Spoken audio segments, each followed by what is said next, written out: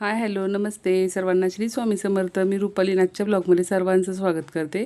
तर चला, सकाळी सकाळी चाललं आहे कढीपत्ता काढायचा. तर आज मस्त अशी म्हणलं गरमागरम पोहे करावे. पाऊस पण बाहेर चालू होता, तर म्हणलं जरा नाश्ता करायला अजून छान वाटतं.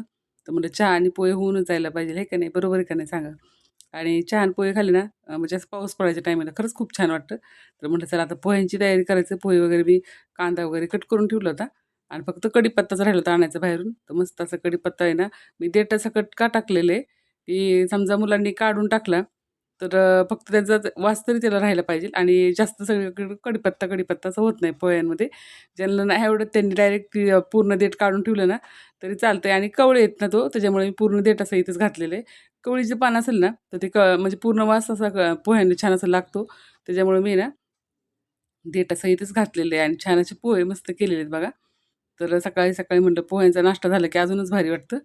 आणि पोहे आणि चहा हे सगळं कोणाकोणाला आवडतं मला कमेंट करून नक्की सांगा. आणि ज्या आपल्या ताई व्हिडिओला लाईक कमेंट करतात, ताई पण आणि दादा पण, तर त्यांचे मनापासून आभार आहे की तुम्ही छान असं व्हिडिओला प्रेम देता आणि तुम्हाला आवडतं तर तुम्ही कमेंट करून सांगता. तुमचे मनापासून धन्यवाद बरं का. तर चला, आता पोह्यांचा नाश्ता सुरू झालेला आहे आणि तुम्हाला आता पाठीमागच्या साईडला स्टँड दिसत असेल माझं कपड्यांचं. तर बघा, आता जसा पाऊस सुरू झाला तसं स्टँड आमचं घरातच आहे. आणि परिताईचं चाललं आमचं परीक्षा आहे तिची, त्याच्यामुळे तिला जायचं होतं कॉलेजला. तर तिचं चाललं होतं जायचं. तर परीच्या पप्पांना नाईट शिफ्ट असल्यामुळे मी त्यांना उठवत होते, चला या नाश्त्याला खाली म्हणून. आणि सगळ्यांनीच आम्ही नाश्ता केला. आणि पारायण वगैरे वाचून झालं होतं त्यांचं. 9 वाजताच त्यांचं पारायण वाचून होतं.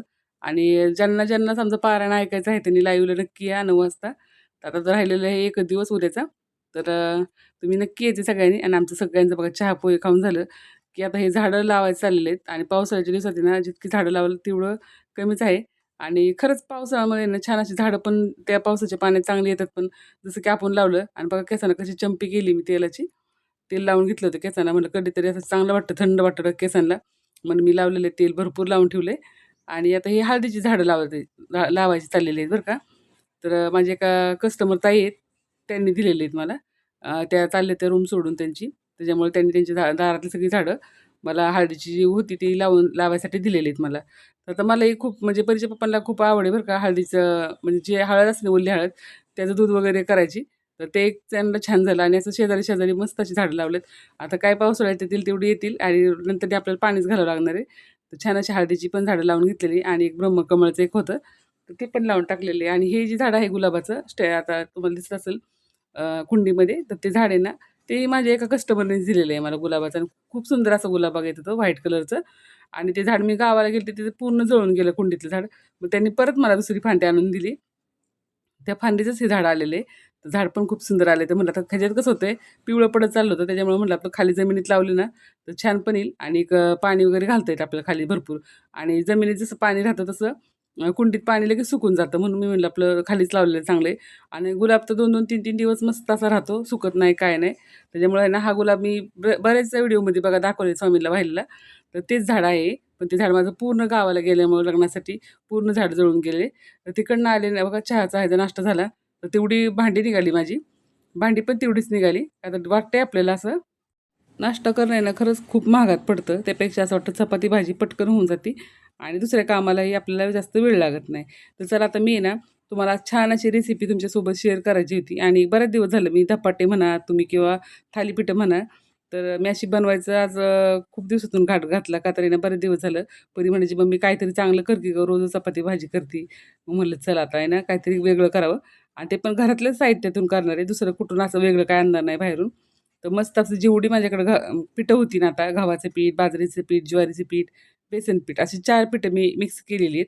आणि थोडंसं गव्हाचं पीठ जरा थोडं जास्तच घालायचं आहे बरं का. आणि म्हणजे प्रमाण ठेवा वाटलंच तर तुम्ही 1-1 वाटीचं. आणि गव्हाचं पीठ थोडंसं 1.5 वाटी घ्या, असं करा. म्हणजे कसं चिकटपणा असलं की ते धपाटे पण चांगले उठतात. त्याच्यामुळे मी सगळी 4 पिठं एकत्र केली आणि हिरवी मिरची, लसूण घालून मस्त असे धपाटे केले. आणि खूप दिवसातून आज धपाट्याचा बेत केला होता, दही आणि धपाटे. तर बघा, पीठ वगैरे मळून ठेवलं. आता खूपच मोठा ब्लॉग होऊन जाईल, त्याच्यामुळे मी म्हटलं थोडंसं तुमच्यासोबत शेअर करायचं तुम्हाला ही रेसिपी. पण रेसिपी पूर्ण नाही दाखवली.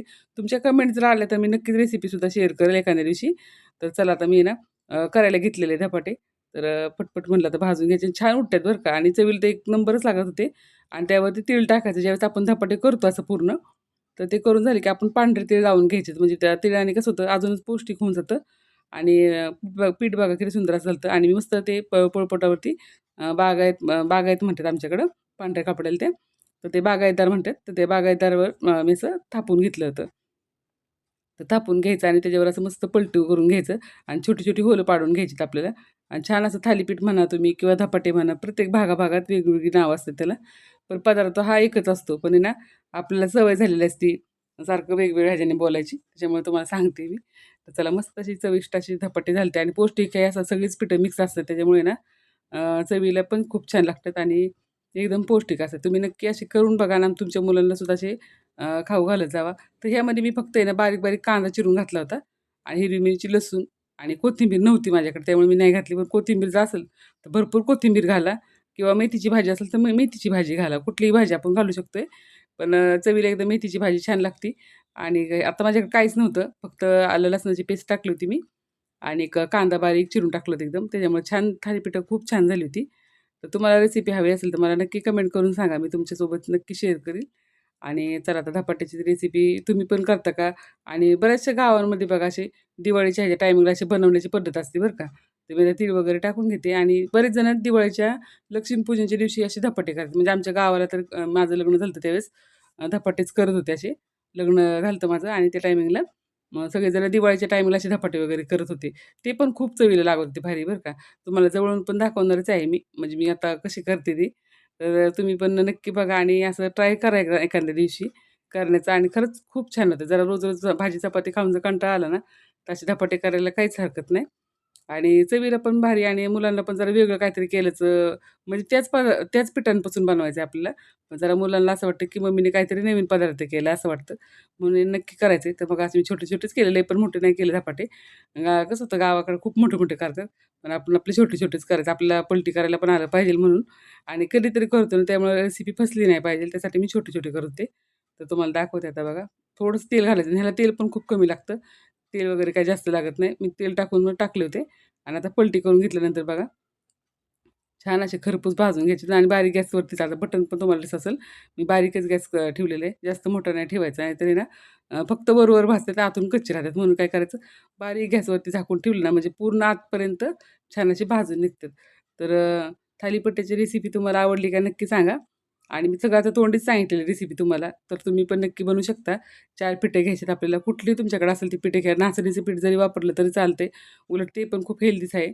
तर नाचणीचं पीठ घ्यायचं, गव्हाचं, ज्वारीचं, बाजरीचं, तांदळाचं पीठ असेल तांदळाचं सुद्धा घेऊ शकता तुम्ही. म्हणजे मी काय म्हणते कुठली पण तुमच्याकडं पिठं जी असतील ती पिठं घ्या.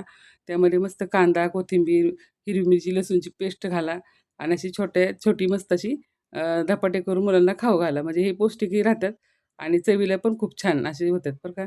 तर बघा मी कसं टाकून दाखवलं तुम्हाला. ह्याच पद्धतीने आपल्याला टाकायचं आहे.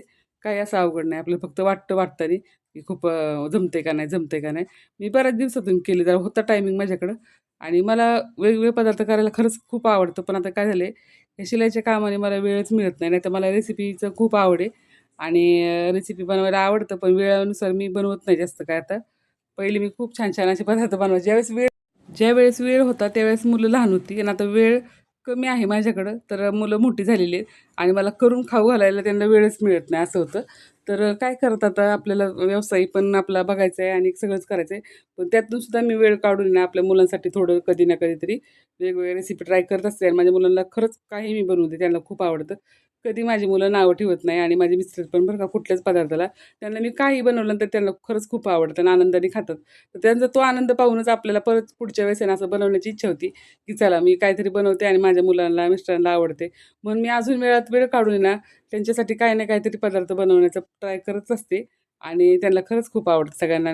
बनवल्यानंतर सगळेजण एकदम छान असे म्हणजे कौतुक करतात. त्यावेळेस असं वाटतं, चला आपल्या कामाला पोचपावती मिळाली असं वाटतं मला सुद्धा. तर चला तुम्ही सुद्धा असे तुमच्या मुलांसाठी नक्कीच खाऊ करून घालत जावा. कसं होतं आपण जे बनवतो ते मुलांना मोठे झाल्यानंतर सुद्धा आठवलं पाहिजे. आणि माझ्या मुलाला तर आहे ना खरंच म्हणजे तो अ, खाण्याचा खूप शौकीन आहे. माझी पोरगी पण आणि पोरगं पण. दोघांना पण खरंच खूप आवडतं वेगवेगळे पदार्थ ट्राय करायला. तर त्यांना दोघांनाही खूप आवड आहे. त्याच्यामुळे मी बनवत असते वरचेवर असं काहीतरी वेगळं. तर तीळ लावल्यामुळे धपाटे बघा किती सुंदर असे झालेले आहेत. आणि ज्यावेळेस आपल्याकडं महिना अखेरच्या टायमिंगला बघा शेवटचं थोडंसं पीठ राहतं, त्यावेळेससुद्धा आपण असं बनवायचं म्हणजे कधीतरी छान वेगळा पदार्थ होऊन जातो. आणि पहिलं काय असू दे, मी काय बनवलं की पहिलं माझ्या स्वामींना देत असते ताट मी. तर स्वामींना मस्त असं दही आणि धपाटे दिलेले आहेत. मग का तर ह्याला चटणी वगैरे काहीच केली नव्हती, वेळ कमी होता आणि मला लगेच शिलाईच्या कामाला बसायचं म्हणून मस्त असं दही आणलं आणि दह्याबरोबर सगळ्यांनी खाल्लं. तर दही आणि धपाटे तुम्हाला आवडतात का? नक्की कमेंट करून सांगा. नवीन असेल तर चॅनल लाईक, सबस्क्राईब, कमेंट नक्की करा. चला भेटूया अशाच एखाद्या नवीन ब्लॉगमध्ये. बाय सर्वांना. श्री स्वामी समर्थ.